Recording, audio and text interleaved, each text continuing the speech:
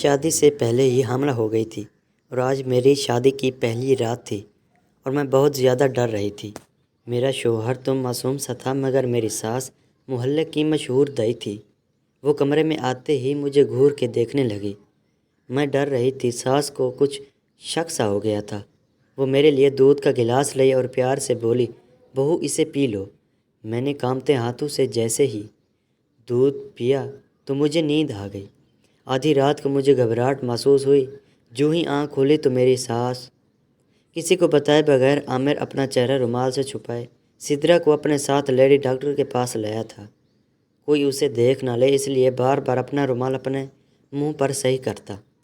وہ اپنی باری کا انتظار کرنے لگا۔ اس سے پہلے یہ بات سب کو پتہ چلتی وہ اس بدنامی کی وجہ کو جڑ سے ختم کر دینا چاہتا تھا۔ محبت اس نے کر لی تھی لیکن اس گناہ کو کیسے قبول کر لیتا؟ وہ اسے جیسے دنیا میں لانا ہی نہیں چاہتا تھا۔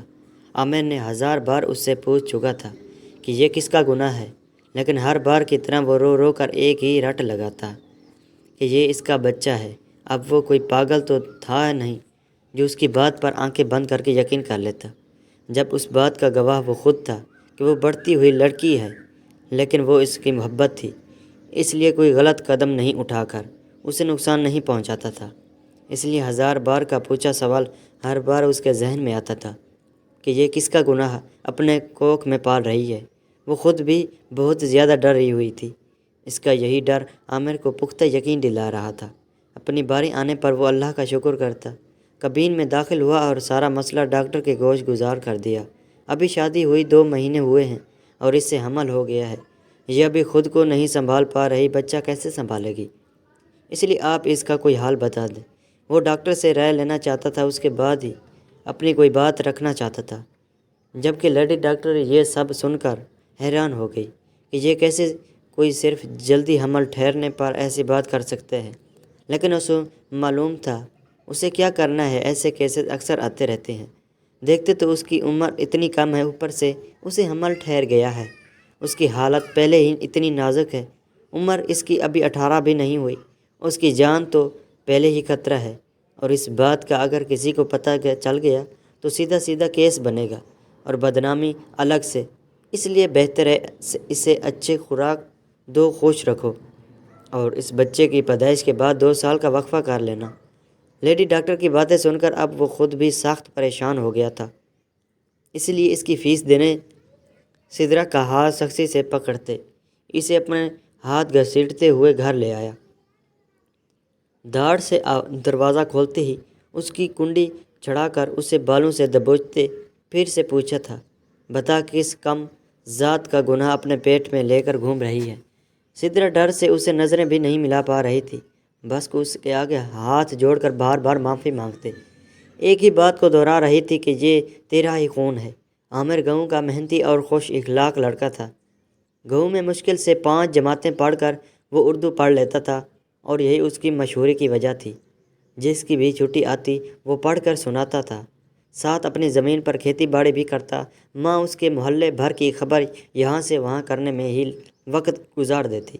باپ تو جوڑوں کا غلام تھا، مجال جو اس کی اپنی بیوی کے آگے زبان بھی کھولے۔ لیکن عامر دب کے رہنے والوں میں سے نہیں تھا، وہ دبانے والوں میں سے ہے، مجال جو اس کی کسی بات سے کوئی اتفاق نہ کرے۔ کھیتی باڑی کرتے ہوئے اس کی نظر اکثر بھٹک کر سامنے کچھ مکان کی جان میں چلی جاتی، جہاں اتنی کڑی دوپہر میں سدرا روز کپڑے پھیلانے آتی تھی اور وہ کام کرتے اس کا دیدار کرتا رہتا، جبکہ سدرا تو اس کی طرف دھیان بھی نہ دیتی، اور اگر نظر پڑتی تو بھی غصے سے گھورتی، اور تھوڑی دیر میں ایک لڑکا بھی اس کے ساتھ آ کر بیٹھ جاتا اور وہ دونوں ہنس ہنس کر باتیں کرتے، اور یہاں عامر کا خون کھول اٹھتا۔ اسدہ کا خالہ زاد تھا جیسے وہ پسند کرتی تھی، کچی عمر کی پسند تھی، اسے بہت اچھا لگتا تھا اسد سے باتیں کرنا۔ پچھلے 4 مہینوں سے یہ سلسلہ چل رہا تھا۔ عامر کو تو سدرا پہلی نظر میں ہی پسند آ گئی تھی اور اس کی ناک چڑھانے والی عادت اسے اور اس کی طرف مائل کر دیتی، لیکن پچھلے 1 مہینے سے اس کا یوں چھت پر بیٹھ کر ہنس ہنس کر باتیں کرنا اور سدرا کی نظروں میں پسندگی کے رنگ عامر کو ایک فیصلہ لینے پر مجبور کر چکے تھے۔ اس نے فیصلہ لے بھی لیا تھا، اپنی ماں کو جا کر سدرا کا بتا دیا اور اس کے گھر رشتہ بھیجنے کو کہا تھا۔ اس کا اٹل فیصلہ جان کر اس کی ماں بھی خاموشی سے رشتہ لے کر سدرا کے گھر چلی گئی۔ عباس سدرا کا باپ جو پہلے ہی عامر کو پسند کرتا تھا، اس نے فوراً حامی بھر لی تھی رشتے کی۔ وہ کیوں کہ حامی نہ بھرتا، گاؤں بھر کے سب سے مشہور لڑکے کا رشتہ آیا تھا، جو محنتی بھی تھا، اچھا خاصا کما بھی لیتا تھا، اور اس سے سدرا کی شادی کر کے عباس کی کتنی عزت بڑھ جانی تھی، یہ سوچتے اس نے کچھ ہی دنوں میں سدرا کا نکاح بھی پڑھا دیا تھا۔ عامر بہت خوش تھا، اسے اپنی من چاہی بیوی مل گئی تھی۔ آج وہ اس کی بیوی ہو گئی تھی، اور اسے خوشی میں وہ سدرا کی خالہ زاد اسد کی حرکت میں فراموش بھی کر گیا تھا، کیونکہ اسد کافی دیر سے سدرا کو اشارہ کرتا رہا۔ اس نے سدرا کا ہاتھ اپنے ہاتھ میں لے لیا تھا۔ سدرا بھی اسد کو چھوڑ کر عامر کی طرف متوجہ ہو گئی۔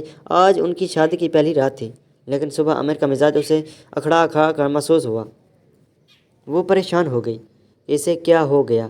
جو میری محبت کا دم بھرتا تھا، اب اچانک اس سے ایک ہی رات میں اس سے محبت کہاں چلی گئی؟ پھر ساری باتیں کو پرے رکھتے وہ کام میں مصروف ہو گئی۔ کچھ دنوں تک عامر کا رویہ دیسی ہی تھا، لیکن پھر وہ آہستہ آہستہ تھوڑا سا ہی ہو گیا۔ اب وہ اس کا خیال رکھتا تھا۔ ان کی شادی کو دوسرا مہینہ ہونے والا تھا، اور سدرا کی حالت خراب رہنے لگی۔ کبھی سر میں شدید درد رہتا تو کبھی الٹی کر دیتی۔ عامر ساری رات اس کا سر دباتا۔ ایک دن جب زیادہ طبیعت بگڑی تو عامر کو، جو شک پہلے سے ہی تھا، اسے خفیہ طور پر دور کسی دئی کے پاس لے گیا۔ جب اس نے سدرا کو امین سے ہونے کی خبر سنائی تو وہ ڈرتی ہوئی عامر کی طرف دیکھنے لگی، جو اس کا ڈر دیکھ کر وہ خفا ہو گیا۔ وہ اسے گھر لے آیا۔ اب اس کے یہاں تو ایک جان پہنچی تھی، اگر کسی کو پتہ چل جاتا تو اس کے لیے مصیبت بن جاتی، اور وہ تب کیا کرتا؟ یہ سب سوچتے ہی اس کے ذہن میں ایک ترکیب آئی تھی، جس پر عمل کرتے کسی کو بتائے بغیر عامر اپنا چہرہ رومال سے چھپائے سدرا کو اپنے ساتھ لے کر گاؤں سے تھوڑی دور ایک لیڈی ڈاکٹر کے پاس لے گیا۔ کوئی اسے دیکھ نہ لے اس لیے بار بار اپنا رومال اپنے منہ پر صحیح کرتا۔ وہ اپنی باری کا انتظار کرنے لگا۔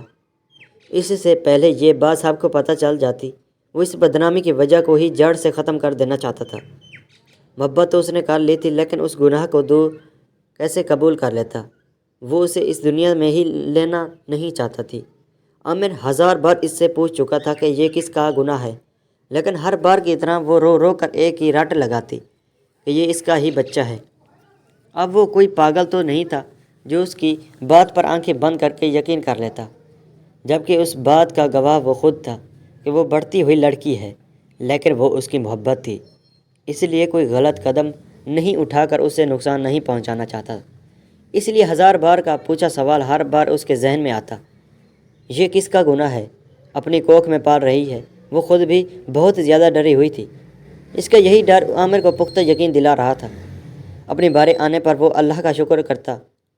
میں داخل ہوا اور سارا مسئلہ ڈاکٹر کے گوش گزار کر دیا کہ ابھی شادی ہوئی ہے، 2 مہینے ہیں، اور اسے حمل ہو گیا۔ یہ ابھی خود کو نہیں سنبھال پا رہی، یہ بچہ کیسے سنبھالے گی؟ آپ اس کا کوئی حال بتا دیں۔ وہ ڈاکٹر سے رائے لینا چاہتا تھا، اس کے بعد ہی اپنی کوئی بات رکھنا چاہتا تھا، جبکہ لیڈی ڈاکٹر یہ سب سن کر حیران ہو گئی کہ یہ کیسے صرف جلدی حمل ٹھہرنے پر ایسی بات کر سکتا ہے۔ لیکن اسے معلوم تھا اسے کیا کرنا ہے، کیونکہ ایسے کیسز اکثر آتے رہتے تھے۔ دیکھیں، ایک تو اس کی عمر اتنی کم ہے، اوپر سے اسے حمل ٹھہر گیا ہے۔ اس کی حالت پہلے ہی اتنی نازک ہے، عمر اس کی ابھی 18 بھی نہیں ہوئی، اس کی جان کو تو پہلے ہی خطرہ ہے، اور اس بات کا اگر کسی کو پتہ چل گیا تو سیدھا سیدھا کیس ہوگا اور بدنامی الگ سے۔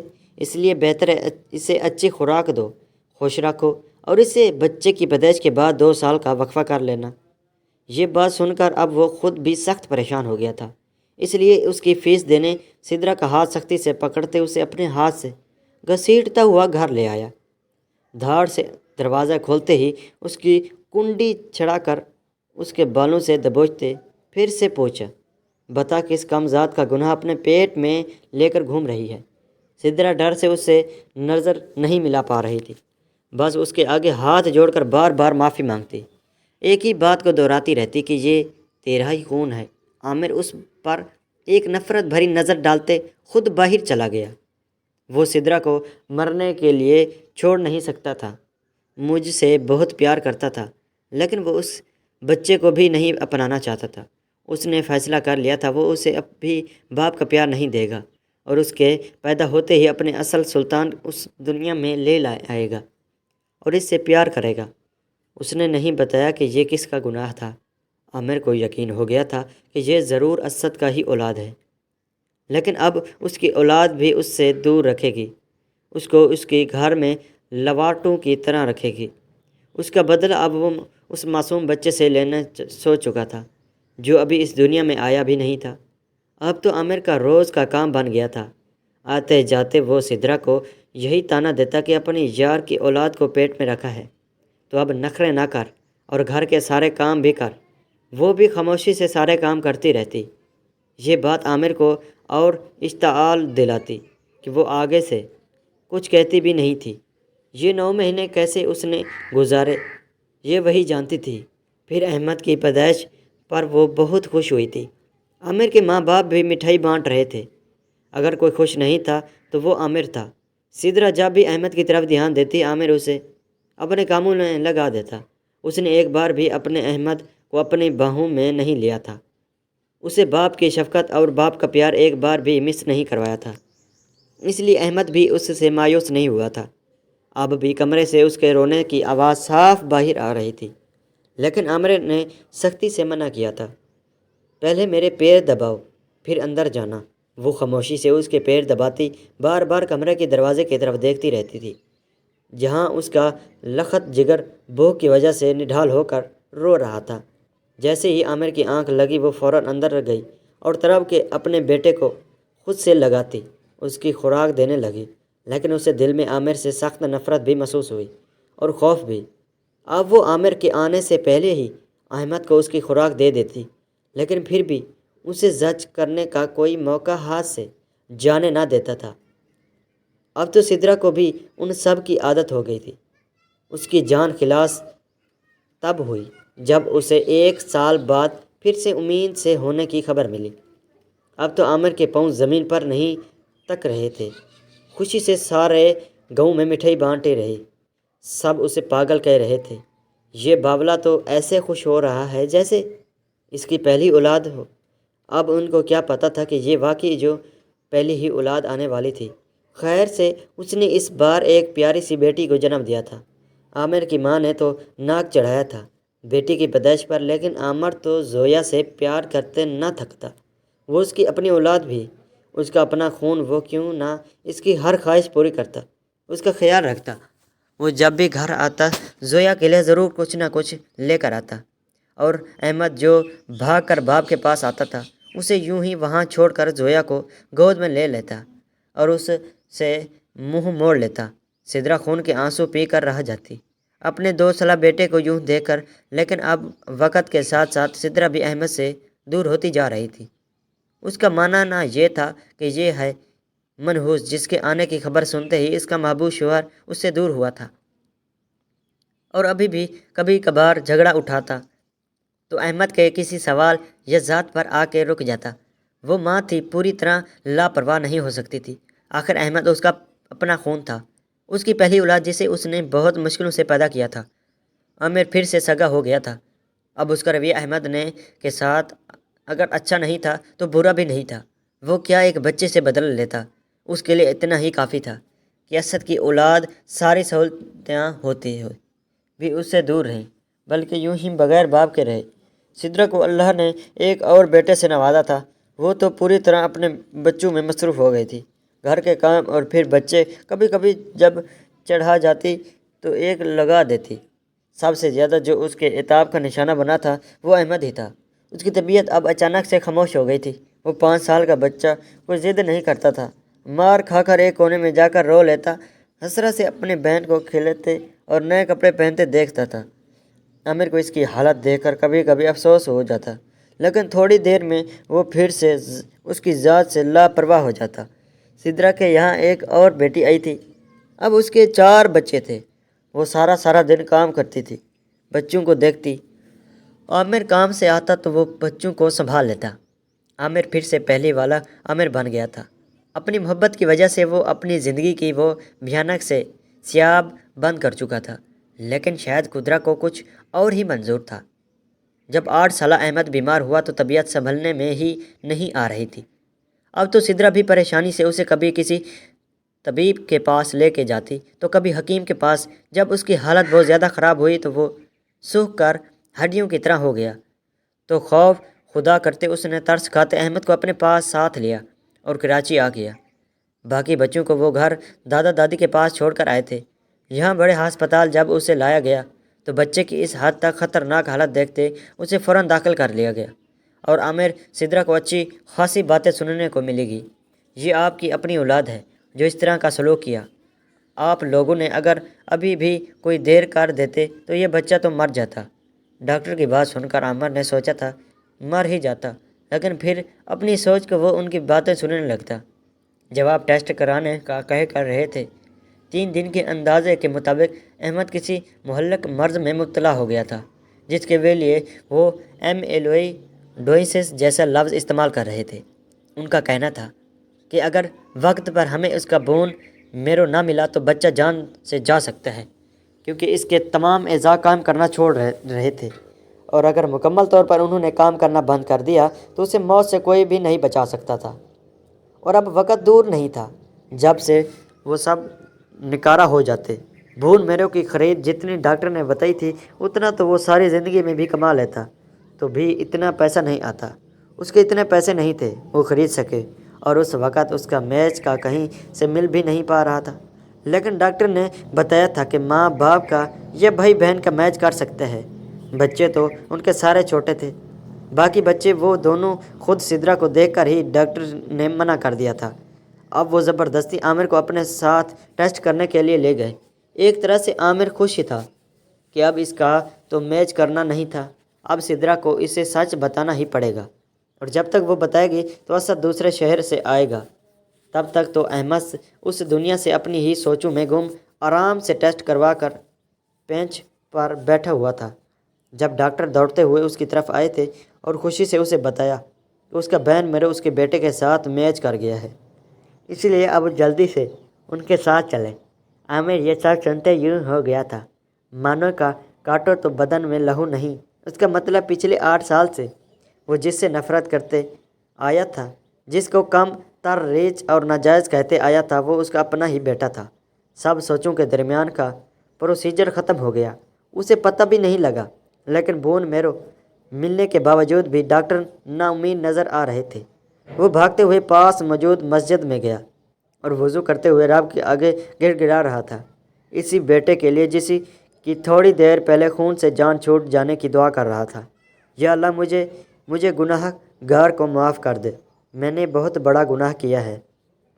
اپنی بیوی کے کردار پر شک کیا، اپنے ہی بچے کو اس کے باپ کے ہوتے ہوئے یوں ہر چیز سے دور رکھا، اسے ہر ایک چیز کے لیے ترس آتا رہا۔ یا میرے رب میرے گناہوں کی سزا اس معصوم کو نہ دے، بس ایک بار اسے ٹھیک کر دے، میرے مولا ایک بار اسے ٹھیک کر دے، میں زندگی بھر تیرا یہ احسان نہیں بھولوں گا، میں سدرا سے بھی معافی مانگ لوں گا، بس میں تیرے بچے کو بچا لے۔ میرے مولا اللہ کے حضور سجدہ ریز ہو کر وہ اپنی ہوئی ہر زیادتی کا اعتراف کر رہا تھا۔ بے شک وہ ذات معاف کرنے والی ہے۔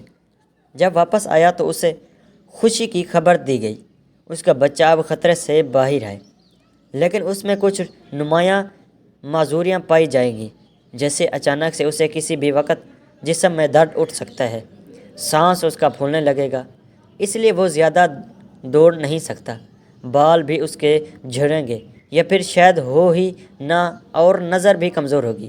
اس سے بڑی اور کیا سزا اسے ملنی تھی کہ اس کی وجہ سے اس کی پہلی اولاد معذوری کے اس دہانے پر کھڑی تھی، لیکن اس نے توبہ کر لی۔ اب وہ اپنا سارا وقت احمد ہی کو ہی دیتا، اس کی ہر خواہش اس کو بولنے سے پہلے پوری کر دیتا۔ احمد بھی پہلے کی طرح سب کو ساتھ بولنے لگا تھا، لیکن جب اس کی کھانسی شروع ہوتی تو وہ اس کے آنسو نکل آتے۔ تھوڑی دیر بعد جب وہ نارمل ہوتا تو چشمہ صحیح کرتے پھر سے مسکرا دیتا، لیکن عامر تو مسکراتا بھی نہیں سکتا تھا، اس نے بے ساختہ اپنے لخت جگر کو اپنے سینے سے لگا لیا تھا۔